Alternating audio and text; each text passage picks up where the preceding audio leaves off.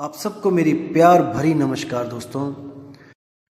उम्मीद करता हूँ आपका जीवन बहुत शांतिमय चल रहा है और आपको हर प्रकार की जो आध्यात्मिक उन्नति है वो प्राप्त हो रही है, आपका विवेक जाग रहा है। तो दोस्तों आज बात करेंगे कर नैनो दीदार महल में प्यारा है पे। कुछ भाइयों की रिक्वेस्ट आई थी कि इस पे एक सत्संग जरूर किया जाए। दोस्तों मैं आपको बताना चाहूँगा कि ये जो शब्द कबीर साहब का है, ये वो शब्द है जिस पे लगभग सारे आध्यात्मिक गुरुओं का ज्ञान टिका हुआ है, इसी शब्द पे। दूसरे शब्दों में कहूँगा जितनी भी दुकानें चल रही हैं संतों की, इसी शब्द के सहारे चल रही हैं।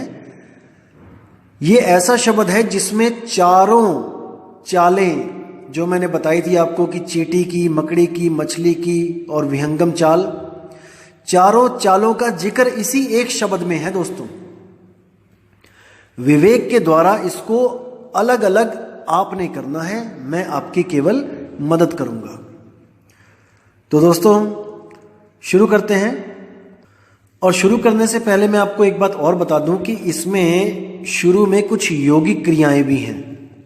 जो हमारे पुराने महर्षि जो योगी थे वो ये जो हैं क्रियाएं करवाते थे भक्ति शुरू करवाने के लिए, शरीर की उम्र बढ़ाने के लिए और ध्यान लगवाने के लिए। तो दोस्तों शुरू करेंगे। कर नैनो दीदार महल में प्यारा है, यानी कि हे जीव महल में दीदार करो, महल में प्यारा बैठा है। दोस्तों आपको बताना चाहूंगा कि ये जो वाणी है ये चेतावनी वाणी है, ये भाव भक्ति वाली वाणी नहीं है कि अपने परमात्मा के बारे में बताया जा रहा है। यहाँ पे ये चेतावनी वाणी है जीव को। कहने का मतलब कि कबीर साहब ने जब देखा कि सब के सब जितने भी योगी सिद्ध तपी जपी सन्यासी हैं वो सब कहाँ कहाँ उलझ गए इस शरीर में, उन लोगों को डायरेक्ट मना ना करके कि आप ये मत करो, आप ये मत करो, उन्होंने इस शब्द की रचना कर डाली और सभी का ज्ञान उठा के इस शब्द में रच डाला। अब दोस्तों याद रखना कि इस शब्द में जो कुछ भी बोला जा रहा है कि करो, दोस्तों उसका मतलब है मत करो, क्योंकि ये चेतावनी वाणी है। जैसे कोई बच्चा है, उसको उसकी मां मना कर रही है कि बेटा गली में मत जाना, वहां पे कुत्ता खड़ा है काट लेगा। वो बच्चा नहीं माना और चला गया। अब उसको कुत्ते ने काटा तो रोता हुआ घर पे आया, तो मां क्या कह रही है, जा और जा गली में। तो इसका मतलब वो ये नहीं कहना चाहती कि दोबारा चला जा गली में कुत्ते से कटवाने, वो कह रही है कि तुझे मना कर रही हूं, मैं मना किया था ना मत जा। तो ये चेतावनी वाणी है, इसको समझना पड़ेगा आपको। वो मैं आपको उदाहरण देता रहूंगा कि कैसे कहां पे क्या समझने वाली बात है, मैं बताता रहूंगा आपको। तो शुरू करते हैं। कर नैनो दीदार महल में प्यारा है, काम क्रोध मद लोभ विसारो, सील संतोष क्षमा सत धारो, मद मास मिथ्या तज डारो, हो ज्ञान घोड़े असवार, भरम से न्यारा है, कर नैनो दीदार महल में प्यारा है। अब इस पहली कली में कबीर साहब ने एक बात क्लियर कर दी कि चारों चालों में जाने के लिए, चाहे आप कोई भी चाल को पकड़ो, कैसा भी गुरु धारण करो, पहली कली में उन्होंने बेसिक क्लियर कर दिया कि आपको क्या क्या करना पड़ेगा। काम क्रोध मद लोभ विसारो, यानी काम क्रोध मद लोभ को तजना पड़ेगा। सील संतोष क्षमा मत धारो, अपने आप को शील बनाना पड़ेगा। संतोष यानी कि ज्यादा माया के पीछे नहीं भागना है, पैसों के पीछे नहीं भागना है पागलों की तरह। संतोष के बाद क्षमा करना सीखना है। सत धारो, और सत्य को हमेशा विवेक के द्वारा परख के उसको अपनाना है। मद मांस मिथ्या तज डारो, मीट मांस मछली जो भी है इसको झूठ बोलना छोड़ दो। हो ज्ञान घोड़े असवार, भरम से न्यारा है, ज्ञान के घोड़े दौड़ाना शुरू कर दो, उस पर बैठ जाओ और भरमों से बाहर निकल जाओ। अब जो ये पहली कली में जो ज्ञान बताया है कबीर साहब ने, ये ज्ञान हर पंथ का बेसिक ज्ञान है। यानी कि कोई भी गुरु धारण करने से पहले ये चीजें आपको करनी पड़ेंगी। मीट, मांस, दारू, मच्छी, अंडा, सिगरेट, तंबाकू, बीड़ी, जर्दा, हुक्का सब खत्म करना पड़ेगा। भक्ति इसके बाद स्टार्ट होगी।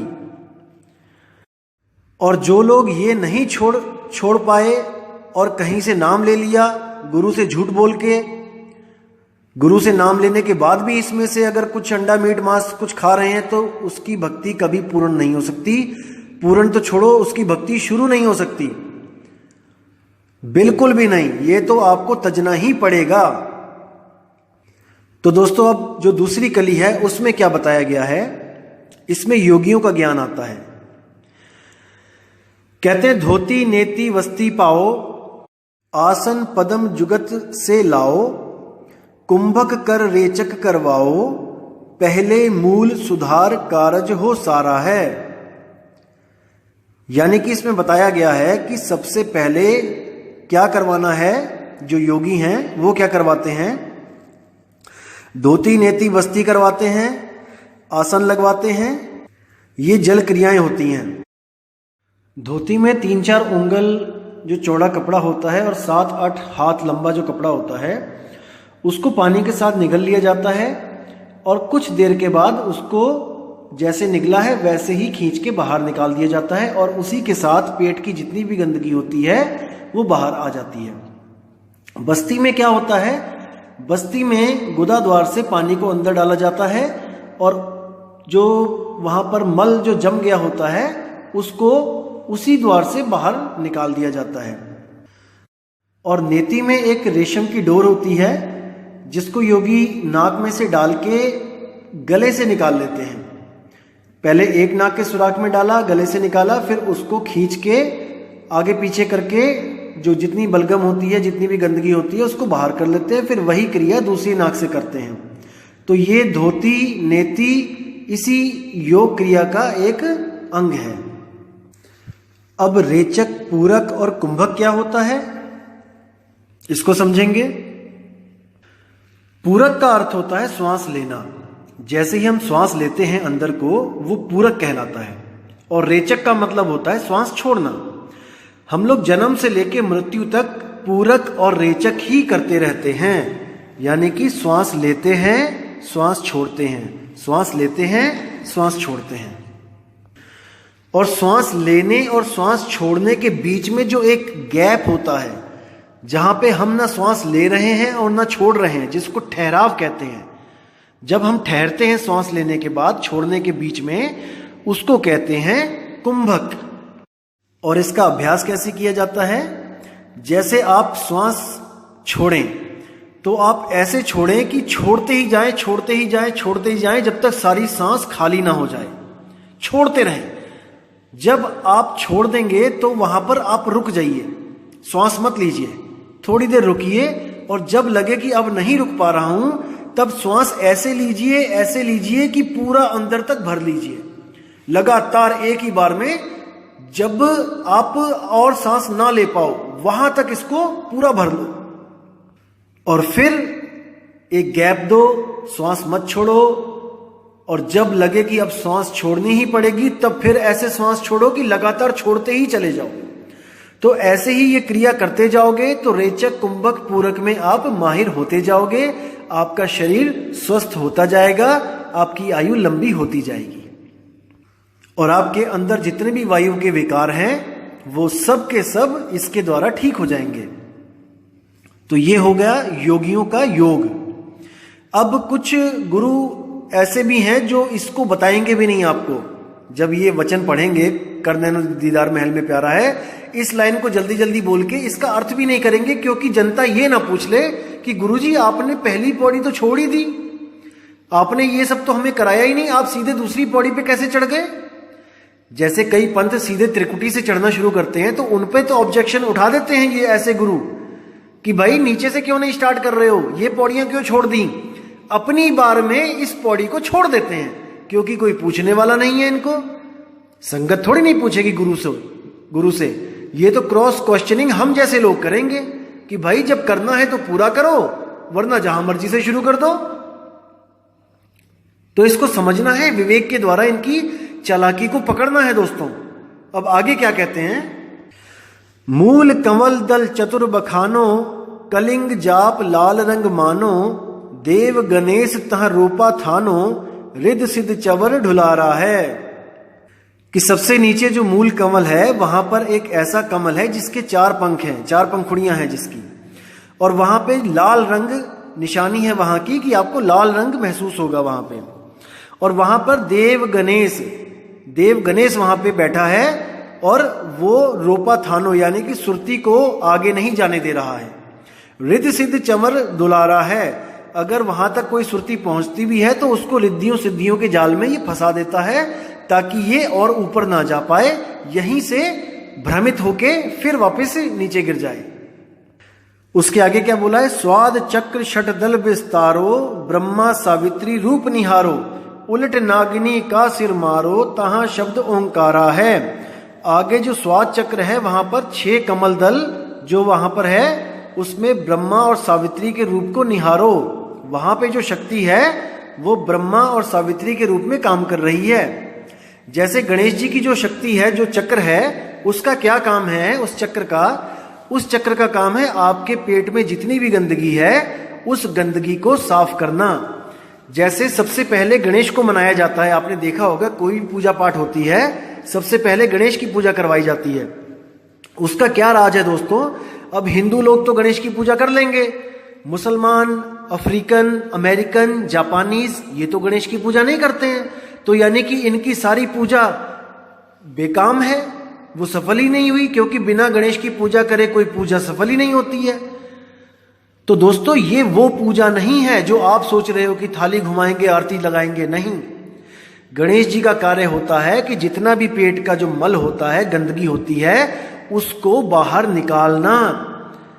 अगर आप योग क्रियाओं को देखोगे तो एक गणेश क्रिया भी होती है। अगर आपकी दिनचर्या में सबसे पहले सुबह उठ के पहला कर्म पेट की सफाई करना है, तब तो आप बहुत अच्छा बाकी कर्म भी करते रहोगे।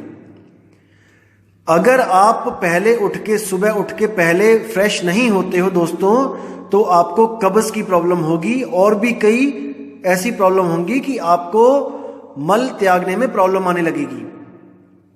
तब गणेश क्रिया यूज की जाती है। उसमें क्या होता है, उंगली ली जाती है, उंगली में तेल लगा के, जो बड़ी वाली उंगली है उसमें तेल लगा के गुदा के अंदर डाल के क्लॉकवाइज और एंटी क्लॉकवाइज बड़े सावधानी से घुमा के गंदगी को बाहर निकालना होता है। तो ये तब किया जाता है जब आपका स्वास्थ्य ठीक ना हो, ये गणेश क्रिया होती है। तो बाकी जितने पाकिस्तानी हैं, अमेरिकन हैं, ये लोग हैं, ये गणेश को कैसे मनाएंगे भाई? सुबह सुबह जाके फ्रेश होना ही गणेश को मनाना कहलाया जाता है। थालियां लेके घुमाना नहीं, या कोई कलिंग जाप नहीं। गणेश मनाना यानी कि सुबह उठ के सबसे पहले अपना पेट साफ करना, ताकि बाकी के जितने भी कर्म है, जितनी भी पूजा है, जैसे पेट पूजा है, कर्म ही पूजा है, बाकी सारे कर्म इस गणेश क्रिया के, इस मल त्यागने के बाद करने हैं। तब आपका स्वास्थ्य एकदम ठीक रहेगा। तो बाहर के जितने भी लोग हैं वो सुबह फ्रेश होके गणेश को मनाते हैं, ताकि उनके बाकी काम सफल हो जाएं। नहीं तो सारा ध्यान यहीं पे फंसा रहेगा कि आज मैं सुबह गया ही नहीं। अब आगे जो बताया कि स्वाद चक्र में जो ब्रह्मा सावित्री है वो क्या है, वो कैसे काम करता है वो चक्र? ब्रह्मा सावित्री ही वो चक्र है जिससे शादी के बाद संतान उत्पत्ति होती है। ब्रह्मा बीज डालता है कहां पर? खेत में, और वहां से सृष्टि का विस्तार करता है, गर्भ में बच्चा पैदा करता है। और वहां का मंत्र बताया गया है ओमकार, ओमकारा। आगे कहते हैं नाभि अष्ट कमल दल साजा, श्वेत सिंहासन विष्णु विराजा, हिरिंग जाप तासु मुख गाजा, लक्ष्मी शिव आधारा है। अब यहां बताया गया है कि नाभि में 8 पत्तों का कमल है, और वहां के जो धनी हैं वो विष्णु जी हैं। और उनका क्या कार्य है कि जो भी बच्चा गर्भ में ब्रह्मा जी ने पैदा किया है उसको अंदर ही अंदर खाना पीना पहुंचाना। आपने देखा होगा बच्चे के नाभि से माँ के शरीर को जोड़ दिया जाता है। जब वो गर्भ में होता है 9 महीने तक, तो उसका खाने पीने का सारा इंतजाम विष्णु जी करते हैं। और जब वो बच्चा बाहर आ जाता है तो उसको काट दिया जाता है, उसकी जो नाड़ी होती है, और वो जो खाना खाता है वो भी डायरेक्ट पेट में जाता है नाभि के पास, और वहां से ही उसका रस निकाला जाता है। जो कुछ भी वो खाता है वो सारा कार्य विष्णु जी का है। और वहां का जो जाप है, जो लोग योगी वहां का जाप करते हैं, वहां सिद्धियां जो प्राप्त करते हैं, वो हीरिंग जाप है वहां पे। और इसका जो आधार है वो शिव आधारा, यानी कि हृदय कमल से सारी पावर वो लेता है। अब आगे चलते हैं, आगे क्या बोलते हैं? 12 कमल हृदय के माही, जंग गौर शिव ध्यान लगाही, सोहंग शब्द तहां धुन छाई, गण करे जय जयकारा है। अब आगे जो हृदय कमल है वहां पर 12 पत्तों का जो है वहां पे कमल है, और वो स्थान है शिव और पार्वती का। अब वहां पर उनका क्या कार्य होता है? आपने देखा होगा कि शिव जी के पास जो डमरू है, वो डमरू चलता है कैसे? डम डम डम डम। तो वही जो शिव जी का जो मेन कार्य है वो है दिल की धड़कन जो डमरू की तरह चलती है, धक धक धक धक, उसको रोकना, यानी कि संहार करना। जो ब्रह्मा जी ने पैदा किया है, जिसकी विष्णु जी पालना कर रहे हैं, उसी को संहार करना शंकर जी का कार्य है। याद रखना दोस्तों, इस दुनिया में कोई भी आदमी ऐसा नहीं है जो बिना हार्ट अटैक के मरता है।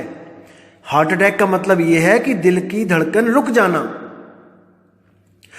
आपकी दिल की धड़कन चल रही है और आपका दिमाग डेड है, आपके हाथ पैर सब कुछ कोमा में, सब दिमाग कोमा में, सब कुछ जीरो है, लेकिन आपकी दिल की धड़कन चल रही है, तो आपको डेथ सर्टिफिकेट नहीं दिया जाएगा। डेथ सर्टिफिकेट उसका ही मिलेगा जिसका संहार शंकर जी ने कर दिया है, जिसका डमरू शंकर जी ने रोक दिया है। और शंकर जी का तांडव क्या होता है? जब भी किसी की मौत आती है या जब भी कोई किसी को मारने जा रहा होता है, तब उसकी धड़कन 10 गुना स्पीड से भाग रही होती है। वही तांडव नृत्य है शंकर जी का। जब ये तांडव नृत्य होने लग जाए तो समझ जाओ कि या तो यहां वाला मरेगा या सामने वाला। जैसे किसी का झगड़ा हो तो दिल की धड़कन सुपर फास्ट हो जाती है, और इन दोनों में से एक को तो शंकर खत्म ही करेगा। अब कहते हैं कि वहां का जो शब्द है वो है सोहंग शब्द, और वहां पे उनकी जय जयकार हो रही है। जो लोग इन कमलों को भेद के ऊपर चढ़ते हैं, उनको वहां पे ये सारे नजारे सुरती को दिखाए जाते हैं, ये भरमजाल सारा दिखाया जाता है। आगे क्या कहते हैं? षोडश दल कंवल कंठ के माही, तेहि मद बसे अविद्या बाई, हरिहर ब्रह्मा चवर ढुराई, जहां शारिंग नाम उचारा है। यानी कि जो कंठ कमल है वहां पर 16 पत्रों का जो है कमल खिला हुआ है, और उसमें अविद्या बाई यानी कि शेरावाली माता का ही एक रूप अविद्या बाई बोला है, जो विद्या की देन है, जो देती है। यानी कि कंठ में विद्या, अविद्या बाई के रूप में, सरस्वती के रूप में शेरावाली विराजमान है। अब उस कंठ में उसका क्या कार्य होता है? जितनी भी दुनिया की भाषाएं हैं वो अविद्या बाई गले से बुलवाती है, वो सारी भाषाएं बुलवाती है। और क्या बुलवाती है? वो क्या होता है? वो हुक्म होता है किसका? मन का। क्योंकि दोस्तों मन खुद नहीं बोल सकता कि उसे क्या चाहिए। जैसे आप बैठे हुए हो और आपके दोस्त भी बैठे हैं, अब आपका मन कर रहा है कि सिगरेट पीना है, तो अगर आप मन में सोचोगे अकेला केवल कि चलो सिगरेट पीने चलते हैं, तो वो आपके दोस्तों को सुनाई नहीं देगा, क्योंकि मन बोल नहीं सकता। इसलिए इस मन ने अपनी बीवी को ये ड्यूटी दे रखी है कि जो कुछ भी मैं सोचता हूं उसको कंठ के द्वारा बोल के इस दुनिया को बताओ कि मेरा क्या हुक्म है। तो अविद्या बाई का ये जो काम है कि जितनी भी उसके पति की जो हुक्म है, जो उसके पति की जो चाह है, वो सामने सबको बताना। तो ये इसका काम है। और यही हुक्म देती है ब्रह्मा विष्णु महेश को कि सृष्टि करो, पैदा करो। ब्रह्मा जी को हुक्म देती है कि बीज डालो, विष्णु जी को हुक्म देती है कि जो ब्रह्मा जी पैदा कर रहे हैं जीव, उनको आप भोजन पानी दो, और शंकर जी को आदेश देती है कि आप समय आने पे उनका संहार कर दो। इसी के द्वारा सारी सृष्टि इन्हीं 3 गुणों के द्वारा पैदा, पलती और खत्म होती रहती है। और वहां का जो साधु वहां पहुंचते हैं, वहां का जो मंत्र है वो श्रृंग है। अब आगे कहते हैं, तापर कंज कंवल है भाई, बग भौरा दुई रूप लखाई, निज मन करत तहां ठकुराई, सो नैनन पिछवाड़ा है। अब यहां पे कह रहे हैं कि आगे एक कंवल जो है वहां पे खजाना छुपा हुआ है। जैसे कंज मैंने होता है खजाना, तापर कंज कंवल है भाई, ऐसा कंवल है वहां पे कि खजाना छुपा हुआ है उसमें। बग भौरा दुई रूप लखाई, बग होता है बगुला, भौरा होता है जो काले रंग का भौरा होता है, यानी वहां पे काला और सफेद दोनों तरह का आपको प्रकाश दिखेगा। जैसे अभी आप आंख बंद करोगे तो काला दिख रहा है, लेकिन जब आप इस योग को करते करते वहां पहुंचोगे तो वही काला जो है वो प्रकाश में चेंज हो जाएगा, वहां पे प्रकाश ही प्रकाश हो जाएगा, वहां पे ज्योत जग जाएगी। तो कहते हैं वो ज्योत क्या है? वो परमात्मा नहीं है भाई। निज मन करत तहां ठकुराई, वो मन है। जैसे नानक साहब कहते हैं, मन तू ज्योत स्वरूप है। तो उस ज्योत को जितने भी संत हैं वो सब परमात्मा मान के वहीं रुक गए। उसी को परमात्मा मान के उन्होंने सोचा कि हमें तो सब कुछ मिल गया। अब आगे क्या कहते हैं कि निज मन करत तहां ठकुराई, सो नैनन पिछवाड़ा है। आंखों के पीछे जो लोग कहते हैं कि एक दिया जल रहा है और वो परमात्मा है, दोस्तों वो असल में मन को परमात्मा मान के बैठ गए हैं। यही दुविधा है कि कबीर साहब के ज्ञान को कोई समझ नहीं पा रहा है। कबीर साहब कहते हैं, आंख न मूंदो कान न रूंदो, तनिक कष्ट मत धारो, खुले नयन पहचानो हंस हंस, सुंदर रूप निहारो। कबीर साहब ने कभी इस रास्ते में जाने के लिए बोला ही नहीं। वो कहते हैं आंख बंद करनी ही नहीं है। ध्यान तो बहुत दूर की बात है, उस ज्योत में कोई ध्यान लगाना है या उस ज्योत के दर्शन करने हैं, बहुत दूर की बात है वो तो। और कान भी बंद नहीं करने हैं। कोई कहे कि कान बंद करके धुन सुननी है, वो भी नहीं। कितने ही पंथ इंडिया में कान बंद करके अंदर की जो 5 तत्वों की धुनें हैं, उन 5 तत्वों की धुनों में ही उलझा देते हैं। इसी को योगी भ्रमरी प्राणायाम भी कहते हैं। आप किसी योगी से पूछ भी सकते हैं इसके बारे में, वो आपको उचित जानकारी दे देगा। लेकिन ये सब कबीर साहब के मार्ग में बिल्कुल निषेध है, ऐसा कुछ नहीं करना होता है। अब आगे क्या बोलते हैं, कंवलन भेद किया निर्वारा, यह सब रचना पिंड मंझारा, सतसंग कर सतगुरु सिरधारा, वह सत्य नाम उच्चारा है। अब कह रहे हैं कि मैंने जो इतने कमल बताए आपको यहाँ पे, ये सबका मैंने जो भेद खोला है, ये सब पिंड की रचना है।